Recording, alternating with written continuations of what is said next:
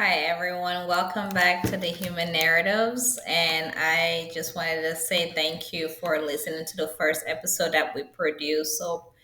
Put out there regarding, Black History Month.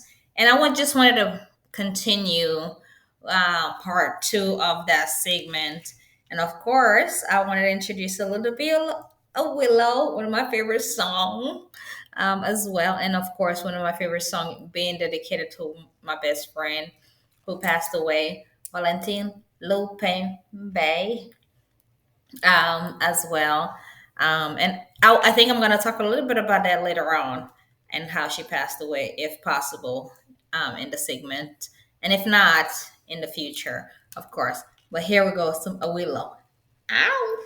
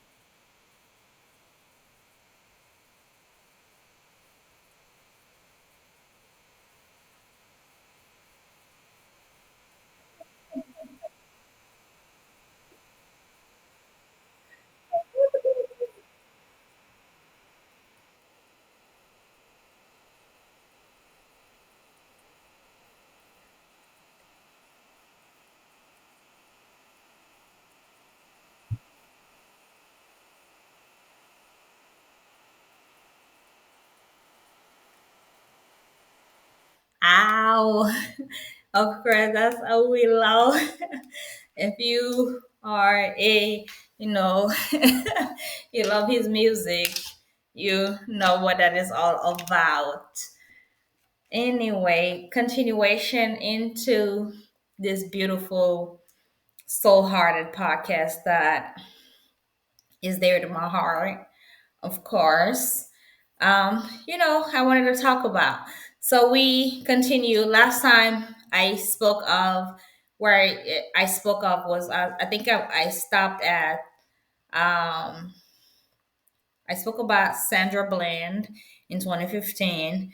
Who died in police custody after being arrested during a traffic stop, and this, of course, highlighted interracial disparities in policing in this which inspired a hashtag say her name movement, which focused on violence against black women.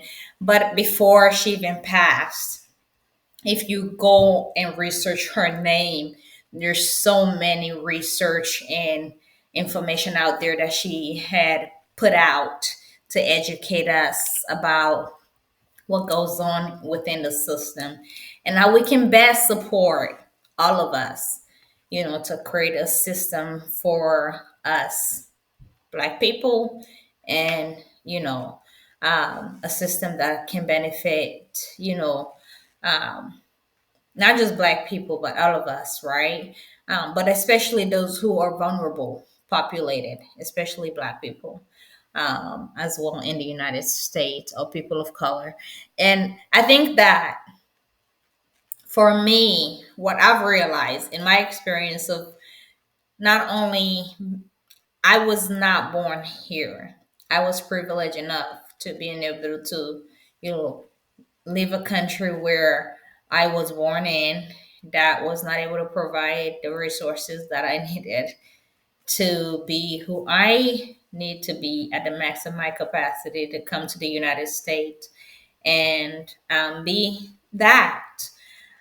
So I'm grateful for that. And I'm being able to contribute to the system every day as a result of that, through taxes and in so many other different ways. So I'm grateful for that, you know.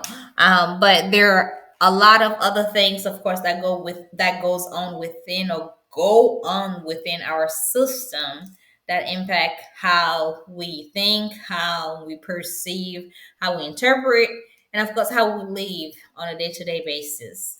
And of course, I've been talking about all of these different leaders um, that have been killed and how their deaths, of course, have changed in America and also around the world.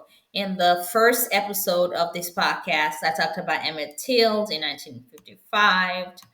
I also talked about Medgar Evers in 1963. I talked about Martin Luther King Jr. in 1968. I talked about Fred Hampton in 1969. And I also talk about Amador Diallo, I believe. But if I did, but Amador Diallo was in 1999. This occurred in 1999. I don't think I did talk about it in the last episode. I think I skipped that. But Amador Diallo was a 23-year-old Ghanaian immigrant who was shot 41 times. I did actually talk about this individual, yes, by NYPD. Much respect. And so, well, great. I'm talking about it again, so which create more awareness, because the more we talk about it, the more awareness it is, not only for us as adults, but only for our children as well, the ones we're raising who don't know or who are being taught by what the system says they should be taught or should know, as well. And Sean Paul. I even talked about Trayvon Martin and Eric Garner in 2014, Michael Brown, Tamar Rice, Sandra Bland. And in continuation, I wanted to talk about Alton Sterling in 2016, who was shot and killed by police while selling city outside a store in Louisiana. And this also sparked a national protest and an investigation into the police use of force. And if some of these information are redundant, like I said, great, beautiful. Bring your comment in because we need to know. All right. So, and then Philando Castile in 2016, who was fatally shot by police during a traffic shot in front of his girlfriend and his child. I've talked about this as well. And Boham Jean in 2018, killed in his own apartment by an off duty officer who mistook his home for hers, right? And this led into discussion of accountability of systematic racism in the system. Systematic racism. You know, I talked earlier about my best friend, Valentin Lopembe, who passed away a couple of years ago during the pandemic, the head of the pandemic. I think I'll bring that conversation up in a little bit. And then we have, let's see,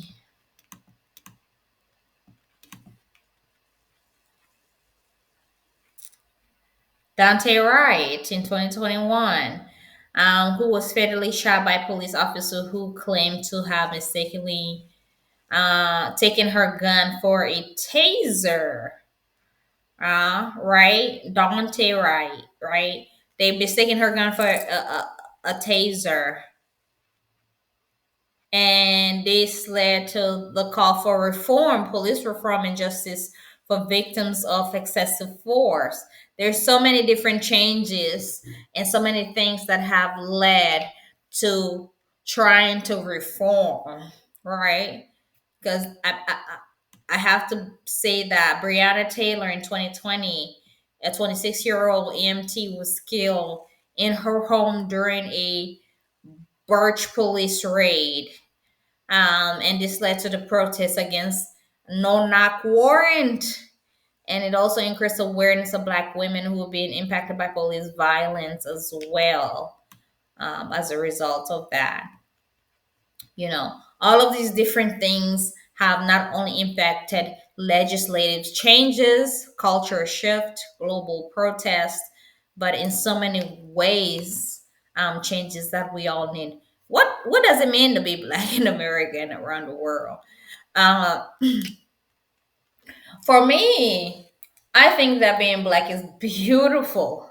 It is so beautiful. I have loved to embrace it. I remember growing up in Africa, there's no differences about black and white. There is no differences. I don't remember where I was worried about like who's black, who's white, or yeah, exactly. That's how confusing it is here. Like who's white or who's black or who's this or who's that. Even though we had people who were not black, we knew there were different people from overseas, but there were no a lot of differences as far as discriminating differences, things that made us feel different, but in a hurtful and painful way, right? So when I traveled and I came to the United States and I started being picked on for the things that the way I looked. I was their masculine child. And people used to pick on me for that. And people were like, "Oh, get back on your banana boat," and all of those different type of things. And I started hearing those different cultural differences. It created an impact. It created an influence. It can have an impact in one's perspective, right? So, what does it mean to be Black in America? Being Black in America and around, or even around the world, significantly, it's a lot of it has to consist of a lot of resilience.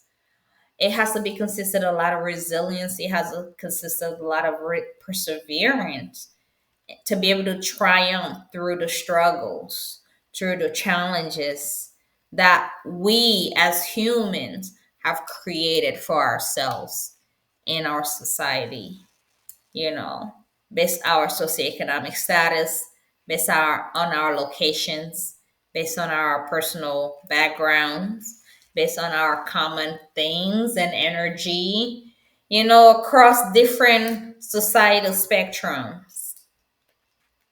That's what we've created. That's what it is. Not just not just being Black in America, but being Black across the world. Because even not just in America, even though yes, I've never experienced such racism of Black and white in America, I did experience differences between Black people in my own country, right? Where if you're poor and rich, you're treated differently. If you live on one side of the town, you're treated differently versus the other. If, whatever society standard we've created impact all of us, as a result, But being Black is beautiful. It is beautiful. It is one of the most beautiful things that I'm grateful to be. It is rooted in our history of slavery, in our history of segregation, in our history of systematic racism. Being Black in America often means confronting the lingering effect of oppression. But yes, at the lingering effect of oppression, we still conquer.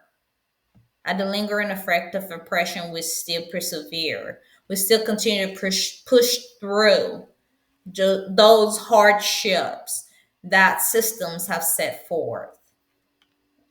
That's strength, that's perseverance. And that is what we should teach our children and the younger generation to understand that, you know, whether we have a pandemic that you've never been used to or not, push through, because guess what? This is just temporary. If you can push through, you can conquer or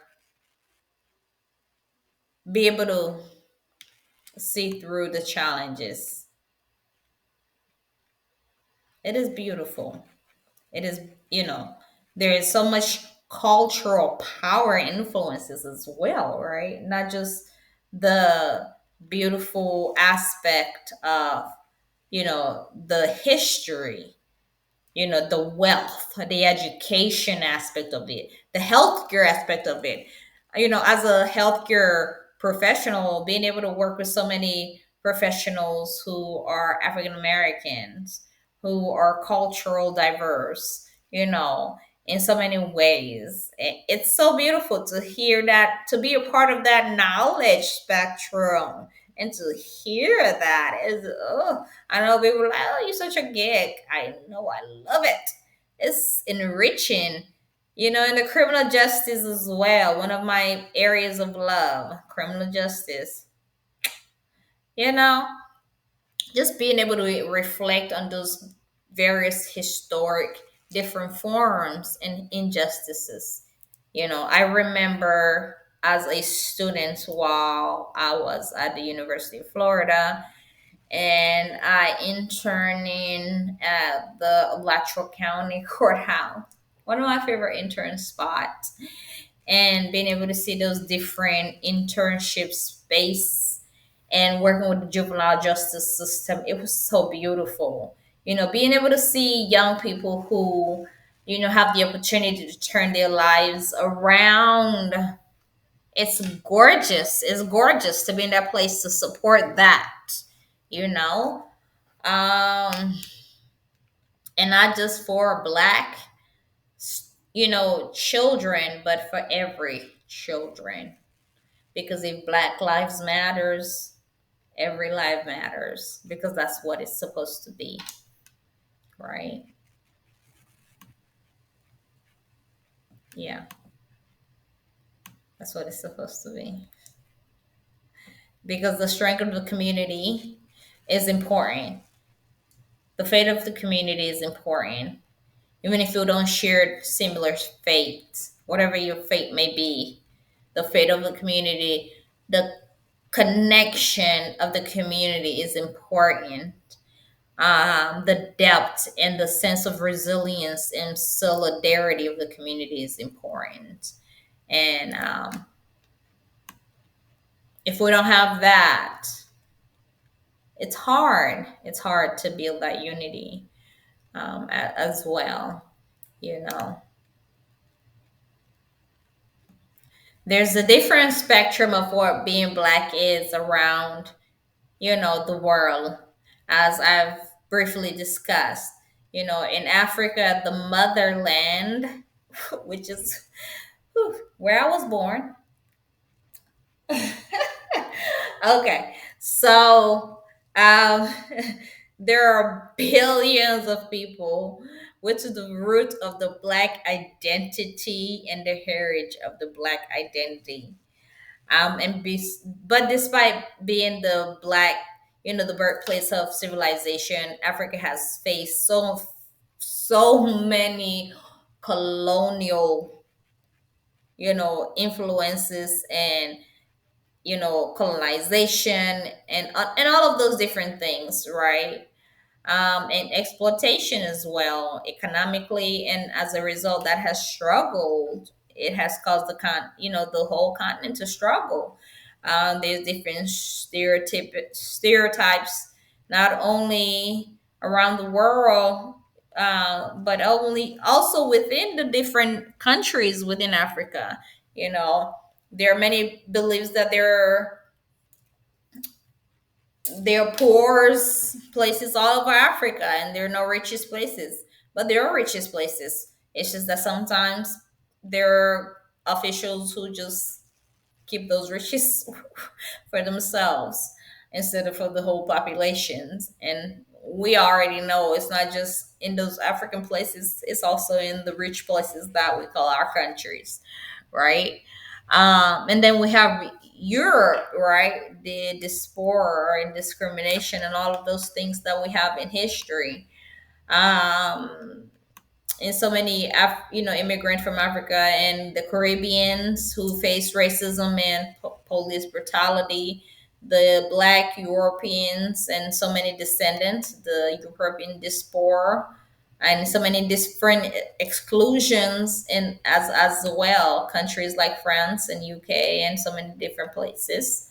But of course, they continue to make policy changes that impact, racial equalities, because we're fighting for change. And those are, leaders every day that are coming into place who are fighting for those different changes as well. So we have to be mindful, right? Even though certain things have been certain ways, are there leaders in those different places who are making changes? Can we support them instead of fighting them, as well? But if there is a fight that's needed, what do we need to do in a way that is more, um, change productive, right? Right, instead of life costing, because that's never effective. That's not what our leaders have taught us at all. The Caribbean, as well, their history and the resistance of the Jamaican, the Haitian, the Trinidad, the enriched history of the resistance against colonialism and so many slavery, perspective and philosophy, as well. The Latin American, as well. So many different things. Why being black is so beautiful. I keep asking those things so many different ways. And I mean, being black is beautiful. It's a representation of so many different things. It's a representation of strengths. You know, I ask this question not to be disrespectful to any other race, but I ask this question because of who I am as a black woman, of my experiences in the different places I've lived, and I love it. I love being a black woman. I love being black. Some people may perceive it as being a curse. Some people may perceive it as being something that they wish, I don't know what. There's so many things. But I remember when I first came into this country, and there were experiences that were not pleasant, of course, that I experienced because of the tone of my skin. But as I continue to, learn and educate myself, and being able to accept who I am as a woman, as a person, as an individual, as who God has sent me to be on this earth. I just love this person. Like, I think when you have that sense of love where you don't have to explain who you are or who you need to be, it's just so beautiful. So I think it's this power of resilience that I feel as a black woman. And you may feel that as a person of, color, of different, ethnicity, Caucasian, whatever, whatever you may identify as, so I'm not saying that this is just pertaining to just, black women, but there's this strength that I feel, the power of resilience. Black people have endured centuries of oppression, yet they continue to rise.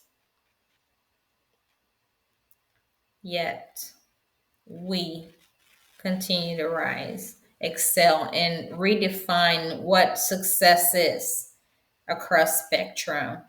Across spectrum. I was watching a documentary the other day, and I don't remember a whole lot of details, so forgive me. But they were saying, why do you have to produce 10 times more? Because we have to. It's just the way the system is. But even though we have to, it's still done. It is still done. the power of resilience, just being able to overcome systematic barriers and still creating so many different movements that inspire generations in the treatment of Black strength. It's just beautiful. It's just gorgeous and completely full of wisdom and just full of life strengths. And then you have the diversity of Blackness, uh, which is so full of different shades of the different golden beauty aspect of what Black is consists of. It's enriching. You never know what it is really consists of. I love my pastor because he was like, during, I don't know what your hair is going to be when you show up. He's a Caucasian guy. He's like, I don't know. The other day we were talking. He was like, I almost didn't recognize you because I didn't see your blonde. But, we can show up, so authentically in so many different forms. But being able to know who you are, right? That you can show up as your fro and still authentically embrace it. Or you can show up as your blonde and still authentically embraced it because that's who you are. It's just so loving and beautiful. Whether it's your natural hair, the diversity of Blackness, it comes in so different shades and so different form and so different depth and so different golden brown and so different richness. It is so African centuries that one can never really truly define, or history that one can never define. It's a cultural difference, or innovation or brilliance, cultural brilliance or innovation that one can really never define. The languages, oh my goodness, the beautiful languages. I don't know much of them, but they're beautiful. I can speak the Creole part, the broken English part. And my family has helped me, of course, to kind of build it over the years, because there was at a point where I had lost most of it. But it's just so beautiful to be able to hear the different dialect. I remember when I was in college and I met different friends in Florida. The Somalian and the Kenyans. um, it was just so beautiful seeing the different dialects of the continent of Africa just being mixed with the American culture as well, right? It was gorgeous. It was beautiful. A legacy of just greatness. Black history is filled with inventors. It's filled with leaders that are filled with artists, so many different ideas and revolutionaries that have changed the world. Harriet Tubman, Malcolm X, Maya Angelou. Oh my goodness. One of my favorite of all the other favorite I've named, of course, Nelson Mandela, countless others, you know it is just so beautiful, just so beautiful to prove how excellent the Black existence have been and continues to be this millennium, last millennium, the millennium to be, overall, you know saying it right. It's a beautiful, beautiful culture, and we must educate our children. We must educate ourselves, not just our children, but ourselves, because I know there are a lot of things that are being omitted. That and of course, it is what it is, but it is your responsibility to educate your household about what must be known, and that's important, right? But like I've expressed, you know, Embracing blackness means it doesn't mean this, rejecting other people or other racism or people. You know, life is love. God is love. It's being able to embrace all. Black joy is being able to dance, love, and celebrate. It's a form of healing, and it's a reminder that it's not defined by just our struggle alone, but the power and the history and the creativity and the pride and so many enriching things that brings our culture together, and we should embrace it and continue to enrich that movement so that our children and generations to come can embrace that as well. You know, I love being black. I love being a black woman. I love the struggles that I've endured to understand this depth of who I am and what I continue to be. Of course, it's never, an easy road. There are days where challenges come. That's just part of life, right? But like our leaders have taught us, it's not about violence, it's about change. But how can we ensure change if violence is not required? So let's see. Let's see. There's one thing I think I wanted to talk about. Well, earlier I talked about, right, Maya Angelou was one of my favorite artists, and I wanted to talk about her and also my best friend as well.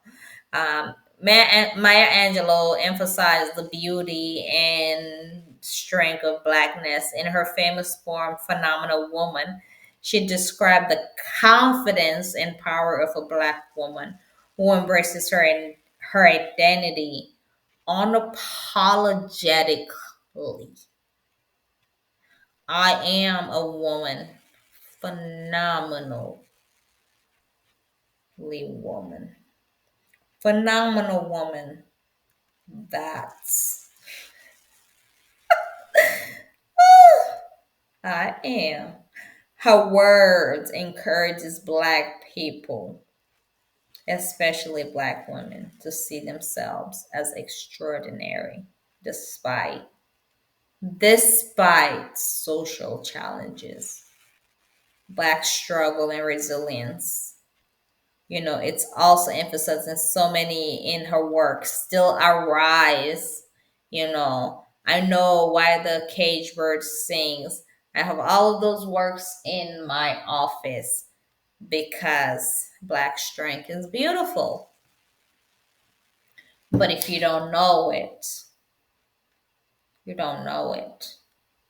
So you must become aware. If you don't know, reach out and learn the truth, not hate, but love. Love is always consistent in the truth. Hate is not. This is the human narrative. It has been a blessing to be able to dedicate this podcast to Black History Month. I say Black History Month or Black History is every day. It is not a month because our lives are not defined by how many days on the calendar. It is by every day we exist.